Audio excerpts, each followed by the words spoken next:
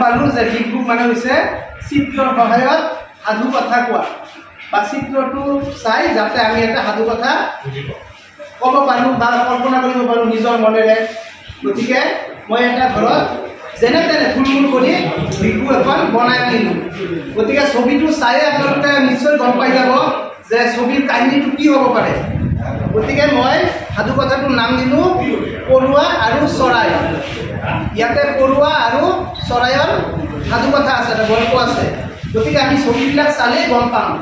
এতিয়া মই লিখিছোঁ সাধু কথা মোৰ ভাষাত, কিন্তু মই নকওঁ, আপোনালোকে নিজেই গম পাব। চালেই মই এটা এটা পাঠ উঠাই দি আছোঁ, আপোনালোকে নিজেই গম পাব। এয়া চাওক, প্ৰথমতে পৰুৱা এটাই কি কৰিছে, পানী বিচাৰিছে, পিয়াহ লাগিছে, পানী বিচাৰি মানে ইফাল সিফাল ঘূৰি ফুৰি আছে। হঠাতে ওচৰতে এখন নদী দেখা পালে। তাৰপিছত নদীটোৰ পৰা পানী খাবলৈ যাওঁতে কি হ'ল, হঠাতে পা পিছলি পানীত পৰি গ'ল পৰুৱাজনী। তাৰপিছত পৰুৱাটোৱে পানীত ককবকাই আছিল আৰু চিঞৰি আছিল যে কোনোবাই মোক সহায় কৰক।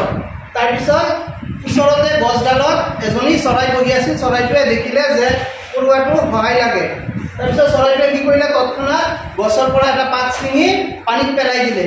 সেই পাতটোৰ সহায়েৰে পৰুৱাটো কি কৰিলে, পাতত উঠি নদীটো ঢৌৱে ঢৌৱে নদীৰ পাৰ পালেগৈ পৰুৱাটোৱে। তাৰপিছত পৰুৱাটোৱে নদীৰ পাৰ পালেগৈ আৰু নদীৰ পাৰ পাই চৰাইজনীক ধন্যবাদ জনালে আৰু দুয়োৰে মাজত এক বন্ধুত্বপূৰ্ণ সম্পৰ্ক স্থাপন হ'ল। আৰু অন্য এদিনৰ কথা, চিকাৰী এজনে দানা দি জাল পাতি থৈছে, মানে পান পাতি থৈছে চৰাই চিকাৰ কৰিবলৈ। তাৰপিছত কি হ'ল তাৰপিছত ছবিটো চাই গম পোৱা যায়, মানে কৈ দিব নালাগে। কাৰণ কি হ'ল, চৰাইটো কান্দত পৰি গ'ল। তাৰপিছত পৰুৱাটোৱে ইফালে যাই আছিল ৰাস্তাৰে। হঠাতে দেখা পালে যে মোক সহায় কৰা চৰাইজনী কি কান্দত পৰিছে, ময়ো সহায় কৰিব লাগিব। গতিকে ভাবি আছে সি কেনেকৈ সহায় কৰিব পৰা যাব। তেতিয়া কি কৰিল, চিকাৰীজনে চৰাইটো বান্ধি লৈ যাই আছে। তাৰপিছত পৰুৱাটোৱে কি কৰিল, ওচৰলৈ গৈ আছে, গৈ চিকাৰীৰ ভৰিত জোৰেৰে এটা কামোৰ মাৰিলে।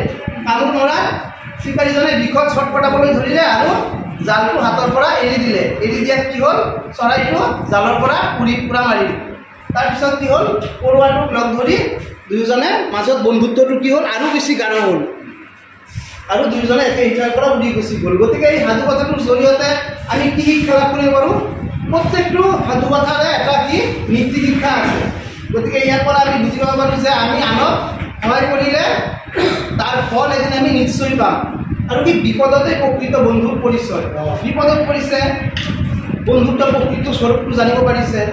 গতিকে এনেকুৱা ধৰণৰ সাধু কথাৰ জৰিয়তে আমি কি ল'ৰা ছোৱালীৰ মানে মৌখিক ভাষাৰ যিটো ডেভেলপমেণ্ট, ফৰেন লেংগুৱেজ ডেভেলপমেণ্ট, কথা যিবিলাকে ক'ব নোখোজে তেওঁলোকেও ছবিটো চাই কি ক'ব, কথা ক'বলৈ উৎসাহিত হ'ব আৰু তেওঁলোকৰ মনোযোগ সহজতে আকৰ্ষণ হৈ যাব।